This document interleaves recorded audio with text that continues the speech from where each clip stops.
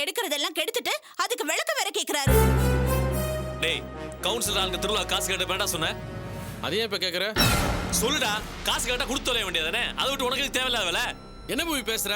கட்சிக்காரன் கவுன்சிலர் கண்டவள வந்து காசு கேட்பான், அவங்க எல்லாத்துக்கும் நான் வாதி கொட்டணுமா? எனக்கு பிடிக்கல, முடியாதுன்ட்டேன். உன்னை யாரா அப்படி சொல்ல சொன்னது? டேய், என்ன நீ மாத்தி மாத்தி பேசுங்கற? அன்னைக்கு இன்னும் பணத்தை தேவையில்லாம செலவு பண்ண கூட நீ தான் அட்வைஸ் பண்ண. கவுன்சிலருக்கு எதுக்கு நம்ம பணத்தை தூக்கி கொடுக்கணும்? டேய், அது உன் பணம் இல்ல, எங்க பணம். கடையோட முதலாளி நீ இல்ல, நாங்க.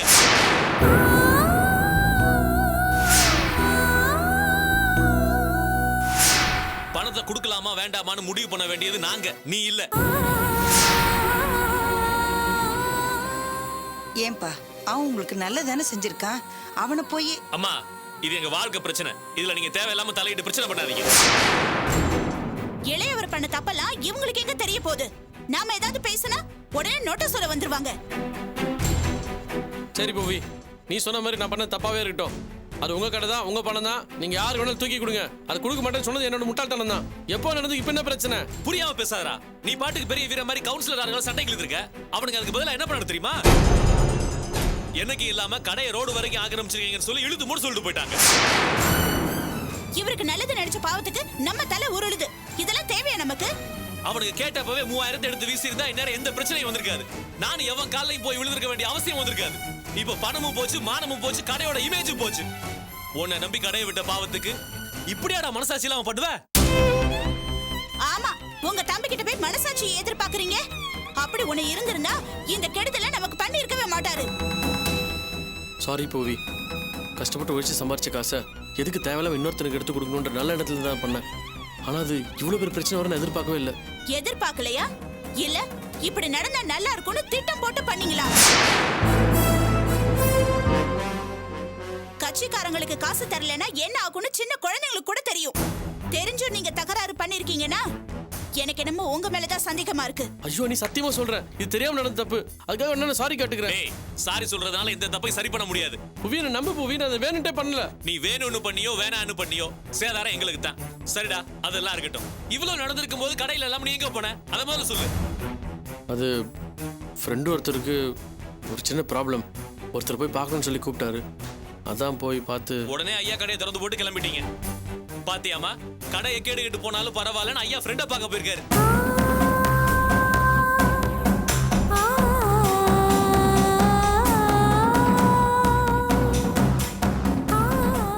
நினைச்சேன்டா நீ சமூக சேவை அது இதுன்னு உன் ஃப்ரெண்ட்ஸோட சேர்ந்து சுத்திக்கிட்டு இருப்பேன்னு அப்பவே நினைச்சேன். ஏண்டா, உனக்கு கொஞ்சம் கூட பொறுப்பே வராதா? உன்னை நம்பி கடையை ஒப்படைச்சா இப்படி எங்களை சிக்கல்ல மாட்டி விட்டு நாய் மாதிரி அலைய வச்சிட்டேடா.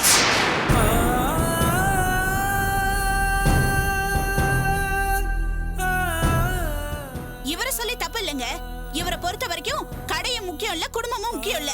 ஃப்ரெண்டோட ஃப்ரெண்டுன்னு யாருக்காவது சோஷியல் சர்வீஸ் பண்ண போயிருப்பாரு. அப்படிப்பட்ட இவரை கடையில கூட்டிட்டு வந்து உட்கார வச்சு பாருங்க, நம்ம புத்தியை செருப்பால அடிச்சுக்கணும். ஏண்டா, என் கடை இழுத்து மூடுற அளவுக்கு போயிட்டாங்க. நீ என்னடா போனை கூட சுவிட்ச் ஆஃப் பண்ணி வச்சுட்டு எவனோ ஒருத்தன் பிரச்சனையா அலைஞ்சிட்டு இருந்திருக்க. நல்லா இருக்கா நீ பண்ணது? நீங்க எதுக்கு உங்க தம்பி மேல கோச்சுக்கிறீங்க? அவர்தான் சமூக தொண்டை என் உயிர் மூச்சுன்னு சுத்திட்டு இருக்காரு. அவர் போக்குல விடுறதுன்னு சரி. ஆமாடா, இனிமே உனக்கு பிசினஸ்லாம் சரிப்பட்டு வராது. உன் விருப்பப்படி நீ பண்ணிக்க. நான் கடைக்கு வேற ஆளா பாத்துக்கிறேன்.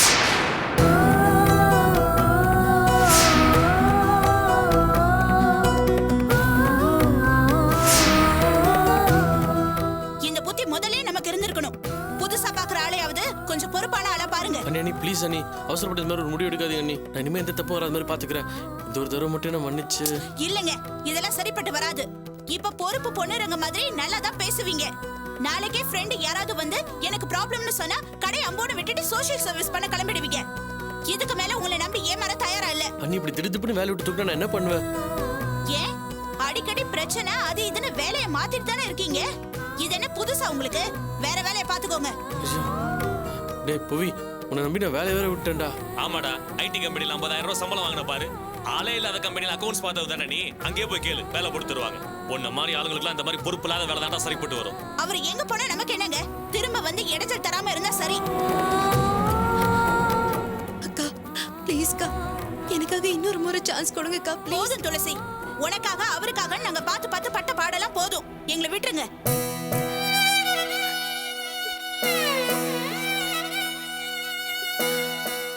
அம்மா நீங்களாவது. போதுமா தாயே, பட்டதெல்லாம் போதும். இவனால நாங்க நிறைய பட்டுட்டோம். இவனை கொடுத்த 5 லட்சம் ரூபாய் கடையில போட்டிருந்தா நேரம் பிசினஸ் ஆக டெவலப் ஆயிருக்கும். வட்டிக்கு விட்டுருந்தா இன்ட்ரெஸ்ட் ஆகுது வந்து சேர்ந்திருக்கும். எல்லாம் போச்சு. இங்க பாரு துளசி, ஒரு விதத்துல உன் புருஷனுக்கு நாங்க தேங்க்ஸ் சொல்லணும். கூட பிறந்த சொந்தமா இருந்தாலும் யார் மேலேயும் இறக்க காட்டக்கூடாதுன்னு நல்ல பாடத்தை கத்து கொடுத்துட்டாரு. இனிமே அண்ணன் தம்பின்ற உறவை தவிர அவனுக்கு எனக்கு எந்த விதமான சம்பந்தமும் இல்ல.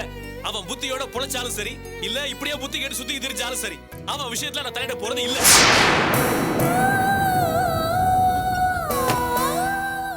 ஒரு அம்மாவா நான் இதெல்லாம் சொல்லக்கூடாது, இருந்தாலும் சொல்றேன். நீ இது வரைக்கும் அனுபவிச்சதெல்லாம் கொஞ்சம்தான். என் பேச்சை கேட்கலன்னா இதுக்கு மேலே நீ அனுபவிப்ப. இவ தோஷத்தால நடக்கக்கூடாத கேடெல்லாம் வந்து சேரும். ஒரு பரிகாரத்தை பண்ணி தொலைன்னு சொன்னா எங்கடா நீ கேக்குற? இப்பவும் ஒண்ணு கெட்டு போகல. இவளை இழுத்துட்டு போய் உடனே ஒரு பரிகாரத்தை பண்ணிட்டு வா. அப்பவாவது உனக்கு ஒரு விடிவு காலம் பிறக்குதான்னு பாப்போம்.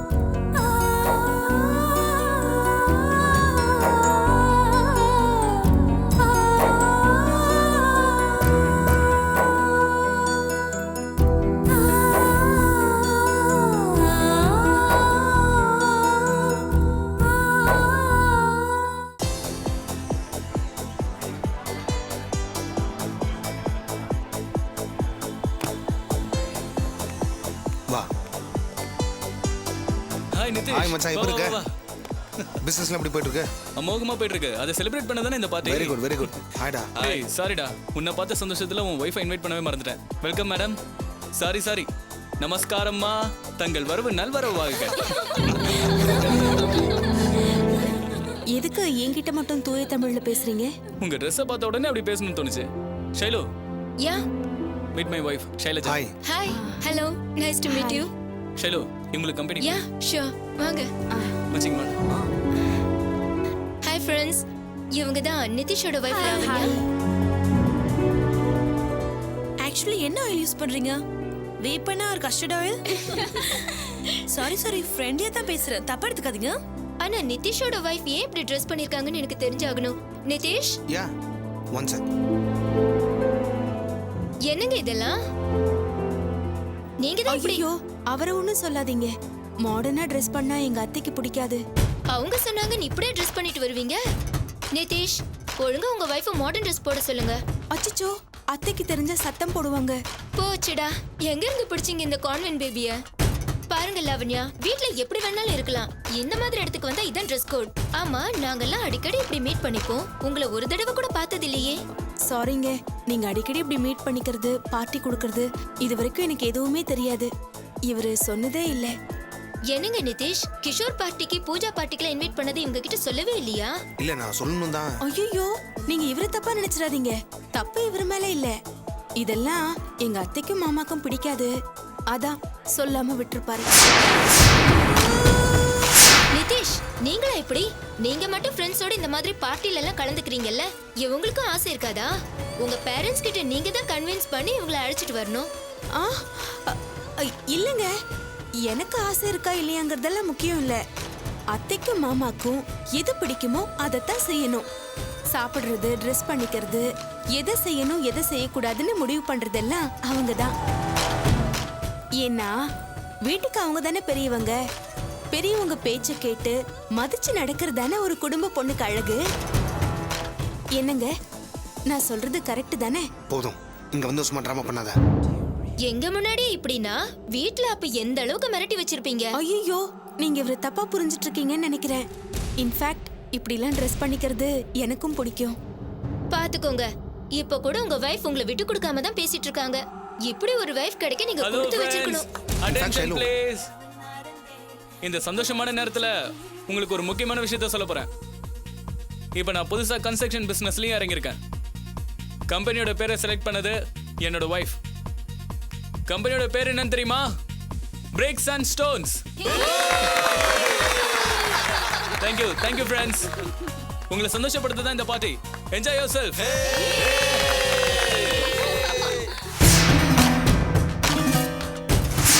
Lavanya, have a drink. Last time உங்க ரிசப்ஷன்ல உங்களை மாடர்ன் ட்ரெஸ்ல பாத்திருக்கேன். பட் இந்த ட்ரெஸ் உங்களுக்கு நல்லாவே இல்ல. You are looking very dull. இல்ல, நோ தேங்க்ஸ். ஆக்சுவலி எனக்கும் மாடர்ன் ட்ரெஸ்னா ரொம்ப பிடிக்கும். இன்ஃபேக்ட் ஜீன் டிஷர்ட் போடணும்னு எனக்கு அவ்வளோ ஆசை. ஆனா என்னோட அத்தைக்கு சுத்தமா அது பிடிக்காது. பிடிக்கலன்னா சான்ஸே இல்ல. அவங்களுக்கு பிடிச்ச சாரியை கட்டிக்க வேண்டியதுதான். அதானே மருமகளோட கடமை. நீங்க பேசுறத கேட்கவே கஷ்டமா இருக்கு. என்னங்க பண்றது? எங்க வீட்ல அத்தை மாமா விருப்பப்படிதான் எல்லாமே நடக்கணும். நிதிஷ் கூட அவங்க சொல்படிதான் கேட்பாரு. என்னங்க இது, இந்த காலத்துல உங்களுக்கு இப்படி ஒரு கஷ்டமா? உங்களோட நான் நிறைய பேசணும். உங்க ஃபோன் நம்பரை கொடுங்க, இல்ல வீட்டுக்கு வாங்க பேசுவோம். சாரிங்க, நினைச்ச நேரத்துக்கெல்லாம் என்னால வெளியே வர முடியாது. அத்தை கோச்சுப்பாங்க. நான் ஃபோன் நம்பர் வேணா தரேன், ஆனா ஃபோன் பண்ணிடாதீங்க. ஃபோன்ல எங்க அம்மா கிட்ட பேசினா கூட அத்தை சத்தம் போடுவாங்க.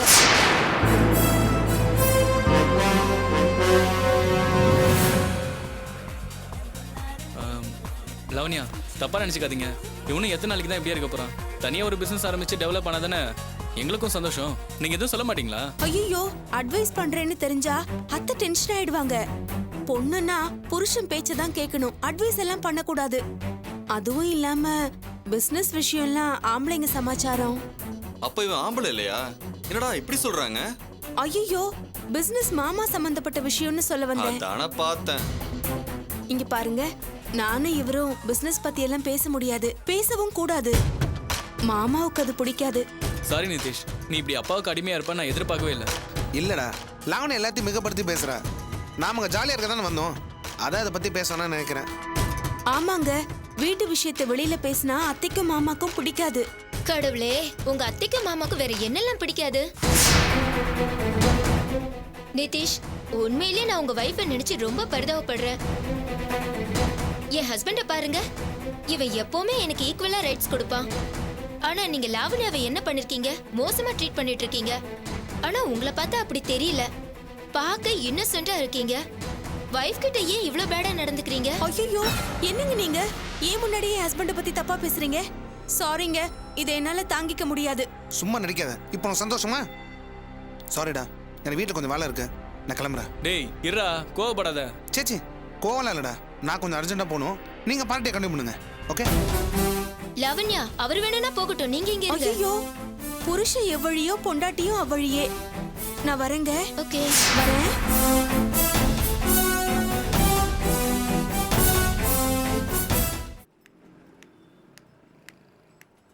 என்னம்மா வேணும்? ஒரு ஃபோன் ஒன்று பண்ணணும்ப்பா லண்டனுக்கு. உள்ள போய் பண்ணிக்கங்க. ஆ.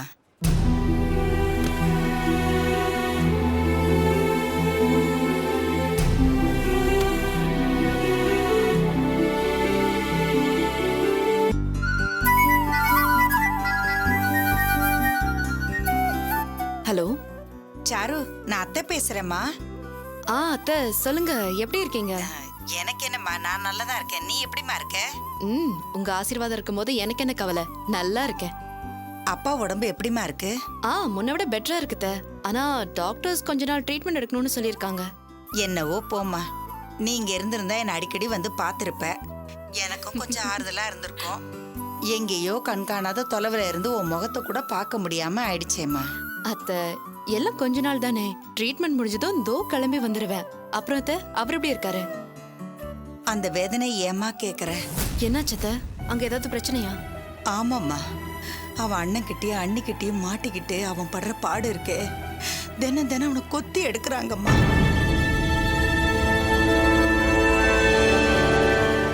அவன் அவமானத்துல கூனி குறுகி போய் நிக்கிறான், பாக்குறதுக்கே சகிக்கலம்மா.